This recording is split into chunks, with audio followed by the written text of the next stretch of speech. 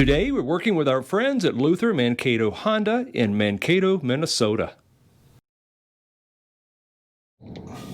Welcome to our how-to video on the Tesla Model 3 Performance infotainment screen. So this contains everything. There's no dashboard. So it's all touch. There are no physical controls on it whatsoever, not for anything. The only physical controls you do have are on the steering wheel, and they can do a couple of different things. Okay, the left is going to be your volume up and down, and then if you move it left or right, that's going to be like changing stations to changing your presets. Over on the right, if you on the stock here, if you're in drive and you tap it down, that turns your cruise control on and sets it, and then left and right will increase or decrease the gap in front of you. And they give you 5 different choices. Actually, wow, 7 different choices. They say that 7's a little bit long because cars pull in front of you, but you do have a lot of choices, which is nice. And then to increase or decrease your cruise control, use just a rotary, right, which is nice. Okay, so over to the infotainment screen. Basically, we have 3 areas. So you've got this area, you've got this big area, and then you got these shortcuts at the bottom. Okay, so this one here gives you your basic driving information, so you never have to like go in and find that. So I get my gear selector indicator. It tells me that someone is not seat belted, fog lamps, and then regular lamps. And so and then your miles tell empty, right, or you're out of charge. It has an open button for the front, as they call it, the front trunk. You've got an open button for the rear trunk, and then you got an open button for the charger port. Okay, this icon here automatically pulls up your cameras for you. So at any time, it's like a shortcut. This one here brings up your charge status. Okay, and then this is where you can schedule it, and you can set a limit, and so on. This one here is your voice command. Find a McDonald's.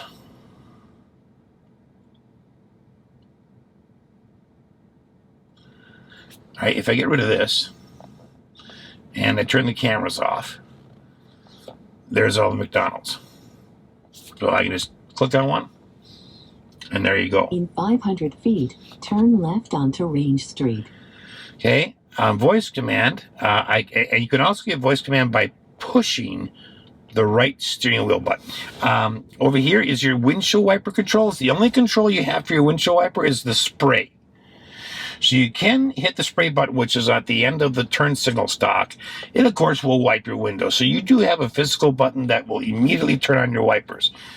But if you actually want to turn them on, like on a delay or anything, you have to go into that menu. You have to click here, and then you can sense. You can turn it to auto, or high speed, medium speed, low speed, and so on. And then that window disappears. Now, there are 2 other dots around the end here, and if I go to the right, I get my tire pressure monitor, which of course isn't showing because we're not driving. And if I swipe to the left, or to the right, sorry, I get how many miles I've gone. Okay. And then I can click that button there, and I can hit reset. All right, so let's take this. I always forget, to get rid of it, you just swipe back and then it disappears. All right, let's talk about the shortcut buttons. Okay, so this one here, again, gives you all the shortcuts to everything that you're going to basically want to preset in the car. So you leave your lights on auto, but you do have parking or on. Front fog lamps on or off. If you want to adjust your mirrors, you click here and then left or right. And then you just move the steering wheel dial to do that. Switch to the right. You can have it auto tilt on reverse or auto fold if you want. Steering wheel. You want to tilt it? Well, this is what you use. And I just rotate that knob. Okay, then if I want to extend it out, I pull to the left. If I want to put it in, I push to the right. Okay, and that button only functions for that as long as I have that on. Now, if I get out of there, see, nothing anymore. It goes back to being a media button. So it's pretty intuitive. All right. So you can control your lights. You can control your locks. You can control your display brightness. Under driving, you get some interesting things. So when Rob drove, we were on chill. When I drove, we were in sport, and chill was that was a good drive. But sport, wow, that plants your head in the headrest. And then you can adjust your steering mode, and you can adjust regenerative braking. Now, the regenerative braking, what happens is when you take your foot off the accelerator, it actually starts to, as it slows down, it hooks it to a generator that then generates electricity for the battery. And low just means it's not going to charge as much. And if you put it on standard, it charges more. The big difference is, and if you remember we did another review on a Chevy Bolt, and it had the same feature called one pedal driving. Standard would be like one pedal driving, where basically when you take your foot off, the generators produce such a drag on the wheels that it acts like a brake. Now, I'm not saying you don't need to brake, but that's what it's like. So most people, they say leave it on low. Okay? And then you can do your stopping mode, creep, roll, or hold. You do have a track mode, and then you can customize. Okay? Autopilot. Now, in looking at the research in Tesla, when this thing says it has autopilot, it's not designed to be driven autonomously with the driver asleep. It's definitely designed for the driver to be in control. What it will do like this is, if lane keep assist is working correctly and it can read the lines on the road, it'll keep your car, it'll steer, right? Well, my 24 Lincoln will do that too. The question is, can it read the lines? So if it can, then it'll help you. Navigate on autopilot, okay? And again, all these things say beta, so they're not been finalized. So if you have, well, let's just put it this way: you're going to want to be in control and be ready to grab that wheel. And all right, so you can do a summon. Summon is we're going to show you a clip of that right now. It's really cool. It's where you use the app on your phone to unpark the car and bring it to you.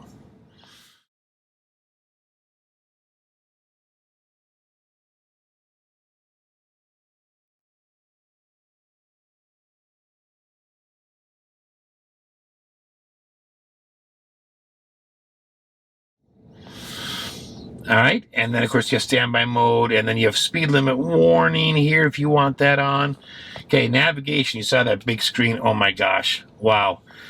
And then you can even say reroute if it says more than 10, 15, 20, 30, and all the way down to 1 minute. Okay, so that's going to avoid ferries, avoid tolls, use HOV lanes, that kind of stuff. Under safety and security, okay, this is the only physical way you can shut the car off. So all you have to do is hit the power off, and then it says, are you sure you want to turn it off? And if you hit power off, the car will shut off.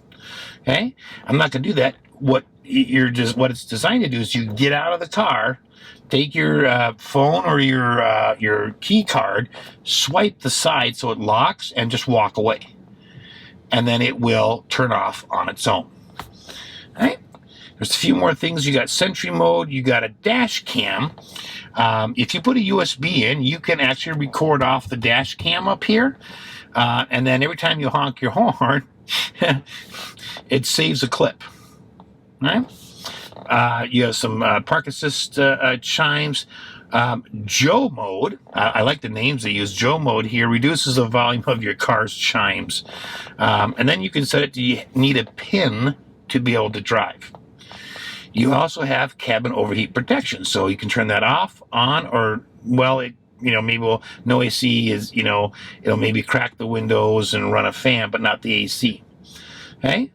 Allowing mobile access, that's where you allow your phone to interact with the car and like come out when you're doing what was it called here on navigation? Again, I forget the name of it, but the summon. All right. Under service, this is where you go to your owner's manual. So if you click on that, of course, then you can go right here. It's really nice. I mean, I've looked up a couple of things already, and you just hit search, type it in, hit enter, and it goes to it. So that's right there. You can adjust your headlights. Okay, and you can adjust left, right, and again, you're going to use that left rotary knob. Now, I'm not going to change anything, but that is the coolest thing as far as, you know, on a car. Usually you have to get out there and, you know, you have some tools and kind of know a little bit what you're doing. Towing. You're going to have to use a flatbed. This car will not tow. Okay? Significant damage and overheating. You do have a contact. You can call Tesla, and then, of course, they come in and will service you, because even if you get a flat tire, there's no fix-a-flat kit and there's no spare tire. So you're going to have to call Tesla to come and get you. And you have that for like 5 years after you own the car.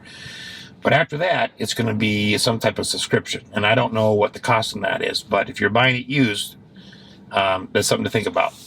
Okay, you can reset your tire pressure sensors here, and you can look at your wheel configuration here, and you can change, you know, what kind of wheel it is.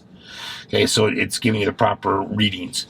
And then wiper service mode simply allows you to put the wipers up and out a little bit so that you can clean. Okay, right there. And then I can pull them up and clean underneath them. Okay. Software, of course, is just, this is all software based, and this is where it allows you to do updates. You have standard or advanced, and you can click on that little thing, and then it explains the differences. That's the glove box button I showed you earlier. So that's all the quick controls that are right underneath this car here. Media. Well, if I pull this up here, okay, it's interesting. You know, there's no Apple CarPlay, no Android Auto, no Sirius XM, satellite radio, not even an AM radio. It's FM radio or streaming or Bluetooth. Okay, so that's interesting. Now the sound system is really nice, very comparable to, say, a Harman Kardon system or something like that. But they do say there's just lots and lots of different genres and stuff that you can listen to. The thing is, it comes off of, when you go to sign in, it comes off a Slacker radio. So you can sign in with your own account, or you can use a Tesla account. And I'm not sure, couldn't find out in the information how long that lasts. But my guess is it's not forever. So at some point, you would have to be paying for that subscription, or just running everything through your phone. All right, let's get rid of that. This little button here brings up this shortcut menu, and you've got your call, calendar. You can access your camera. You can look at the energy monitor and look at different settings in that. Okay. You can look at charging, and then you can go to the web. And it actually, you know, it's really quite responsive. It is impressive as to how responsive everything is. If you go to entertainment, then you have like Netflix, Hulu, YouTube, Twitch, and then Tesla tutorials, which is just awesome. That's cool. And of course, everyone's favorite, you can have your arcade. So here we are in the race, and I'm actually using my steering wheel to control, and then my brake to go. I mean, that's just pretty neat. You got to admit it. Oh, there I go. Well, anyways, you get the idea. So that's all there. And there are a number of other games that you can play. So you can have a little fun while everyone else goes and shops. Okay, I'll get rid of that. And you got Toy Box. Then, you know, you got your heated seats. If you click on the fan, then you can adjust this right here. And then if you click on, of course, the climate, it's going to bring up the same thing, except for you got the climate control and the sync button. One of the things I think is really intuitive, and I really like how Tesla's done this, is the air vent. So right now you can see where the air is coming out. Okay, I can take this, just say I want it to point that way, or I want it to point that way, or I want it to go up, or I want it to go down. And notice it's only changing that vent. So, you know, you can just move that around until you find exactly where you want it, which is just really, really cool. Of course, you got your circulatory button here. You can turn that on or off. And then they actually do have a mode where it's going to turn on until the battery reaches 20%. If I click on the dog mode, what it's going to do is the climate and the screen will stay on after you exit. But Sentry mode will be disabled, and it's for pets.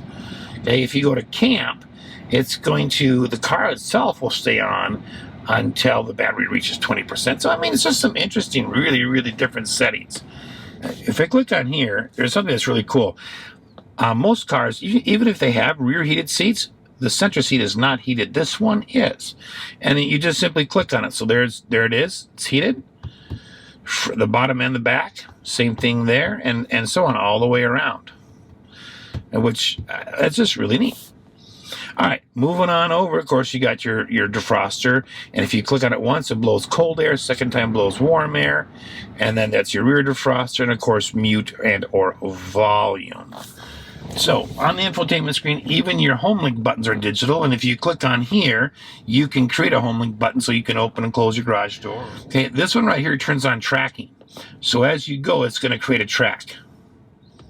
So this button over here just, where is it? This button up here just pulls up the menu we saw earlier. Right here. Quick menu. All right. Over here, you can click on Bluetooth, and you can pull up your information for your different phones. Or you can even press Forget That Device, which is what I'm going to do now because I already showed you Bluetooth. All right. But so that's just kind of cool. So everything under navigation right there. Now, if you click on this, it's going to change your heading, as all maps can do, which I think is nice. And then, of course, very responsive. Okay, so if I put it in reverse, you get these awesome backup cameras. Okay, and the mirrors go down, and you can see my miles per hour right here. So when you get in the car to leave, if you've got everything, if you've run everything through the quick menu and set all that stuff for auto, like your seats and your steering wheel and your mirrors and stuff, there's really not much you have to mess with. Right? And then, so that's really nice. And then you got voice command on the steering wheel as well as right here that you can access other things. All right. Well, this has certainly been fun for me. Fun to actually put my hands on a Tesla on the interior. I hope you've enjoyed it. Thanks for watching.